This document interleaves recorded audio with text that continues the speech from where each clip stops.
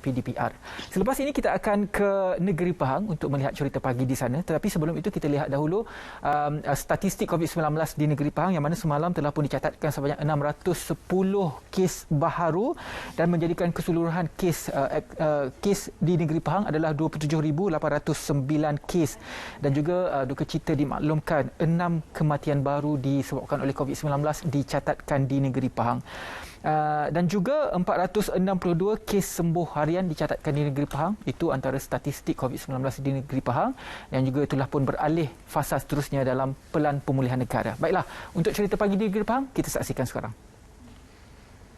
Terima kasih. Jika dahulu sinonim seorang si rumah hanya melakukan tugas hakiki menjaga keperluan dan kebajikan suami dan anak-anak, namun rata-rata wanita yang menjadi si rumah kini mempunyai kejayaannya tersendiri dan kebanyakan mereka hanya menjadikan dunia teknologi sebagai rujukan untuk mencungkil ataupun mengasah bakat-bakat mereka, terutama dalam bidang masakan. Dan jadi bersama saya seorang si rumah yang berkejaya yang mungkin juga dapat mewakili suri rumah yang lain, iaitu Puan Nurul Aida Aisyah Abdullah, atau lebih mesra sebagai Kak Aish. Apa khabar Kak? Alhamdulillah sihat. Okey Kak, asalnya hanya sebagai seorang si rumah yang memfokuskan perihal keluarga, namun kini Akak dah mempunyai kejayaan sendiri sebagai pembuat kuih apam 3D kan. Jadi mungkin Akak boleh ceritakan permulaan Akak terlibat dalam bidang ini. Okey, Assalamualaikum warahmatullahi. Kejayaan ini bermula pada tahun 2016. Masa tu akak cuma macam sekadar suka-suka lah. Sekadar suka-suka.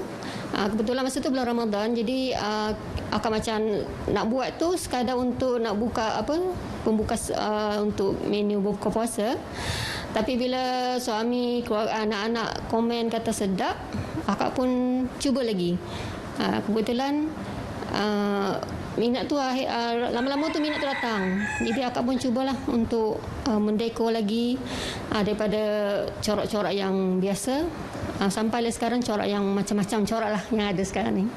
Okey Kak, dari segi pembahagian masa pula dengan tempahan-tempahan yang tak putus daripada dalam dan luar daerah dan juga negeri kan, di samping kuih yang dihasilkan yang dikreatifkan lagi, jadi bagaimana Kak menghasilkan masa untuk keluarga, kerjaya Kak dan juga mencari idea-idea tu? Okey, akak membahagikan masa ni macam dalam sehari tu jangan lebih daripada 300 pieces lah untuk akak dekor. Sebab selepas dekor tu kita nak masak, kemudian kita nak uruskan anak istimewa akak lagi. Jadi untuk kemas rumah dan sebagainya, jadi akak kena bagikan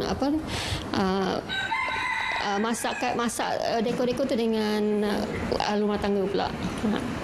Okey Kak, melihat kepada sumber yang Akak kata daripada teknologi, internet, jadi pastinya itu menjadi rujukan Akak kan, dan bagaimana perkara itu menjadi inspirasi untuk Akak dan juga mungkin ada nasihat untuk suri rumah yang lain, terutama ketika ini kita berhadapan dengan pandemik COVID-19 kan? Okey, untuk suri rumah macam Akak dan juga suri rumah di luar sana,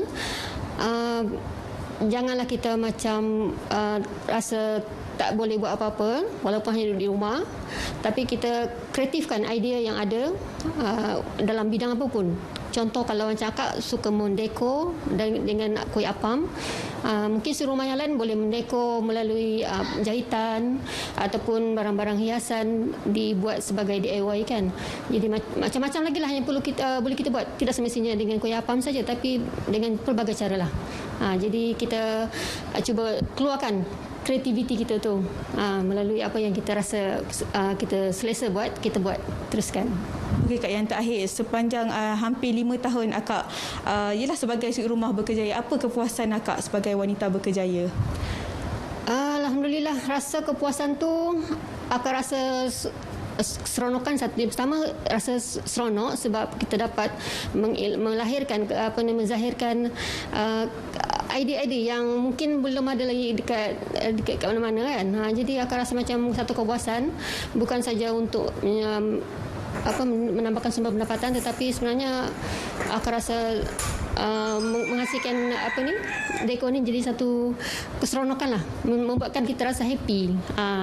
Itu je. Okey, Kak Aish, terima kasih banyak-banyak. Dan pastinya Kak Aish ini menjadi salah satu contoh si rumah yang sentiasa mencari jalan untuk sentiasa membantu meningkatkan taraf kehidupan keluarga mereka tanpa meninggalkan tanggungjawab dan juga tugas hakiki sebagai seorang isteri dan juga ibu. Jadi itu saja dari saya, Atira Aswah dari Pahang.